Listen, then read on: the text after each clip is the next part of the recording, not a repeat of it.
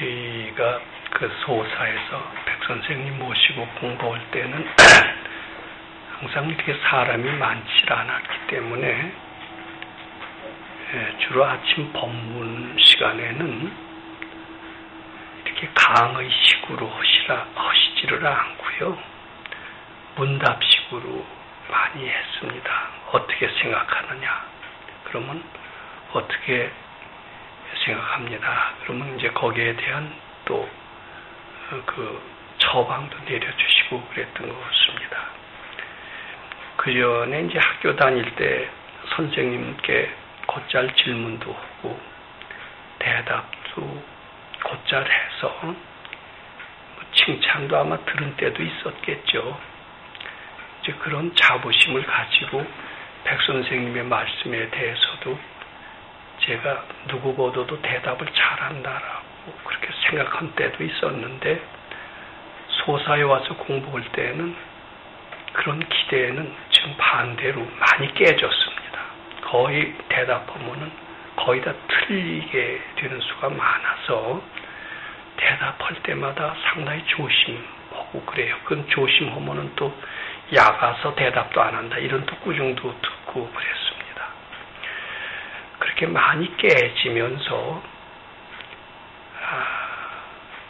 또 뭐 해보라고 시키십니다. 시키는데 굉장히 어려워요. 그 시키는 것이 마치 화두 드는 스님들이 그 스승이 뭐라고 선법문을 할 때 그 선법문을 깨칠 때는 굉장히 진땀이 바짝바짝 흐르면서 그 대답을 알기가 어렵다라는 고민을 이제 도듯이 백선생님이 시키는 것을 실천한다는 것은 굉장히 어려웠습니다. 질문에 대한 대답도 대개 다 틀리고요. 이제 그렇게 쭉 하면서 오랜 시일이 지나니까 선생님 법문도 알아들리고 그때 내가 참 너무 철없이 대답한 것이었으니까 당연히 깨지는 것이었고 할 수가 없는 것이었구나 이렇게 터득이 되면서 다른 사람의 이야기가 조금씩 알아들리기 시작하게 됐습니다. 특히 법문, 또 스님, 소위 큰 스님들이라고 하는 분들의 법문, 또 불경 해석이 이것은 제대로 된 것이다. 이것은 좀 잘못 말씀한 것이다. 이렇게 듣게 됐는데 그것은 제가 백 선생님 밑에서 하도 깨졌고 제 생각이 얼마나 위험하다는 것을 알았기 때문에 얻은 소득이다. 이렇게 아마 판단할 수 있을 것 같습니다. 요새도 가끔 어떤 서책을 본다든지 신문에 나는 스님들의 말씀을 들어보면은 그런 대로 알아져요.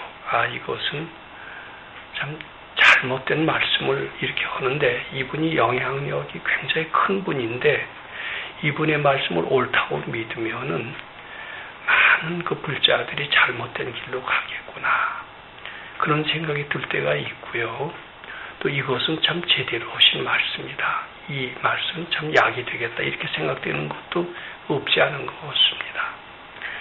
근데 설사 틀리다 하더라도 이 비판은 좀 삼가해야 될 것 같습니다. 또 비판할 필요도 없어요.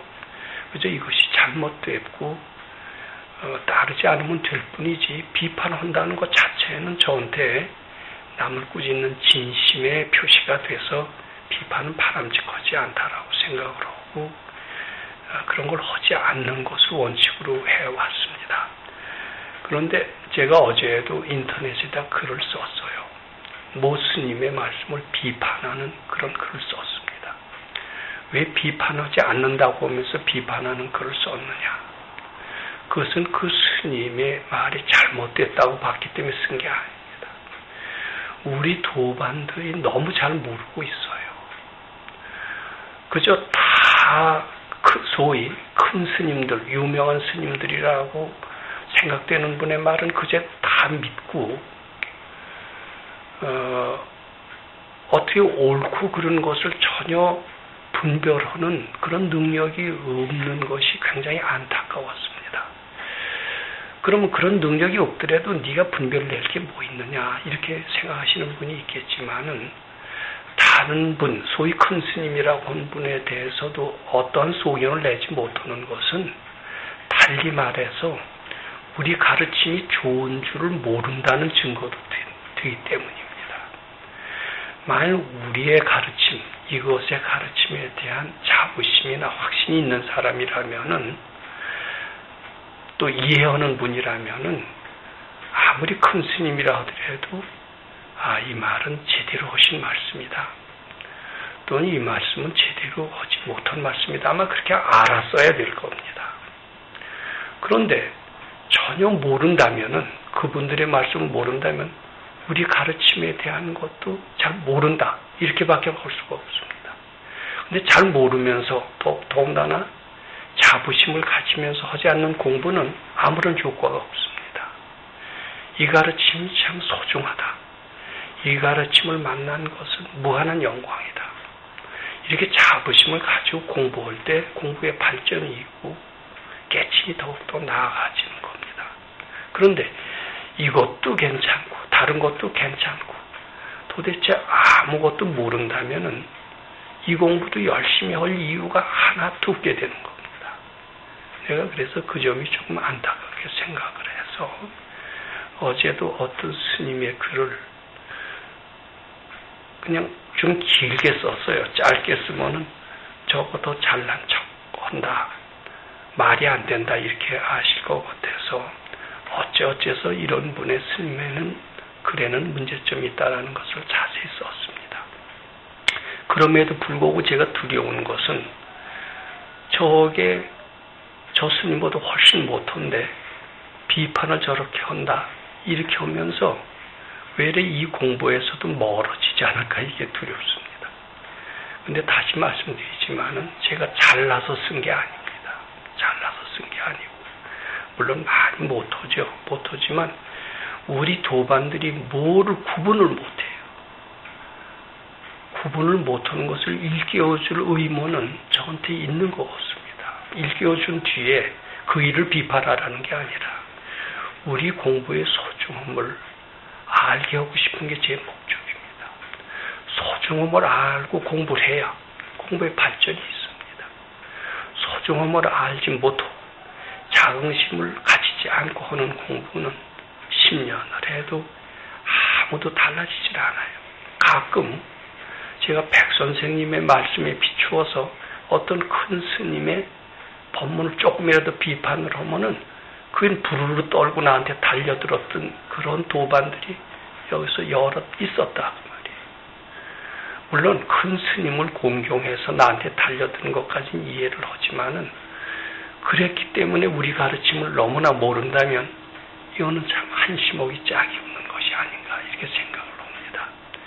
그래서 제 뜻을 잘 아시고 이왕 공부를 하신다면 이 공부가 참 고맙다.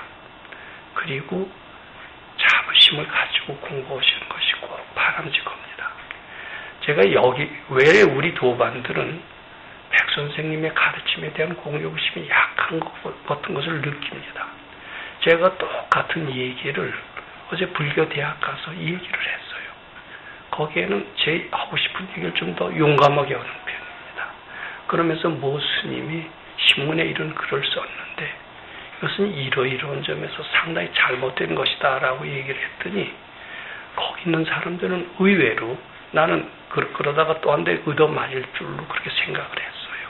왜냐하면 거긴 너무나 똑똑한 사람들이 수는 많지 않아도 몇 되고 말빨 센 사람들이 있기 때문에 외래 얻어맞을 줄 알았는데 외래 우리 도반들과는 반대로 역시 나도 그렇게 생각했다라고 동의하는 사람들이 주류를 이루고 있었다는 점을 보면은 그건 우리 도반들도 아마 참고하셔야 될 것이 아닌가 그렇게 생각을 합니다.